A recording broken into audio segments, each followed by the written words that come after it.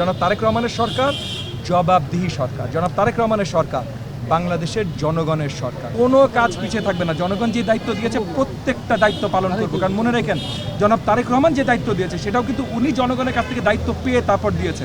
বাংলাদেশে কত লাখ স্কুল আছে? 1.5 লাখের উপরে স্কুল কলেজ আছে। এই 1.5 লাখের উপরে স্কুল কলেজ যখন যদি আইন ভাঙে বাই এনি চান্স, আমরা চাই না তারা ভাঙে, যদি আইন ভাঙে, আমাদের ফিজিক্যাল অবস্থান নাই 1.5 লাখকে একসাথে পানিশ করা। সো সেই জায়গা থেকে আমাদের ওই 1.5 লাখের কনসালটেশন নিয়েই চেঞ্জগুলো আনতে হবে। আমরা সঠিক চেঞ্জ আনতে চাই, সঠিকভাবে আনতে চাই।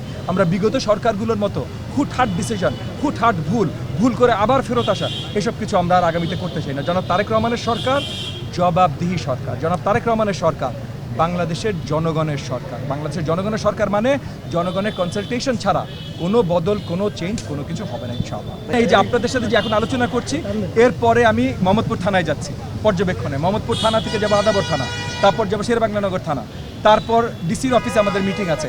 এই রোজার মাসে যেন আইন শৃঙ্খলা সঠিকভাবে মেনটেইনড হয়, কি করতে হবে, ইতিমধ্যে কমিশনার অফিসের সাথে আমরা আলোচনা করেছি যেন মোহাম্মদপুর থানা এবং আদাবর থানার ম্যান পাওয়ার বাড়ানো হয়। অ্যান্টি স্লিপার টেকনোলজি ও সফট টেক্সচার টাইল, নরম ঘাসের স্পর্শ, সাপোর্ট গ্রাস ম্যাট, নান্দনিকতার ছোঁয়া। এবং ম্যান পাওয়ারের সাথে তাদের গাড়ি এবং অন্য সব টহল দেবার জন্য, এলাকায় কন্ট্রোল রাখবার জন্য আর কি প্রয়োজন সেগুলোর জন্য সব কিছু আমরা করছি ইনশাআল্লাহ। এই মাসের ভিতরে, রোজার মাসে স্পেশাল প্রয়োজন আছে, কিন্তু রোজার মাস ছাড়াও আমরা আপনার ওই যে কী বলার নাম ম্যাজিস্ট্রেটের অফিসের সাথে আলোচনা করেছি।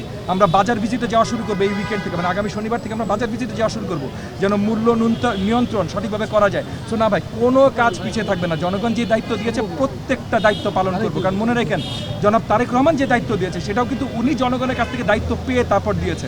সো প্রত্যেকটা দায়িত্ব জনগণের দেওয়া দায়িত্ব, প্রত্যেকটা দায়িত্ব তাদের কিমতি আমানতের মাধ্যমে দেওয়া দায়িত্ব। এই কোনো দায়িত্ব আমরা হালকা করে নিচ্ছি না ইনশাআল্লাহ।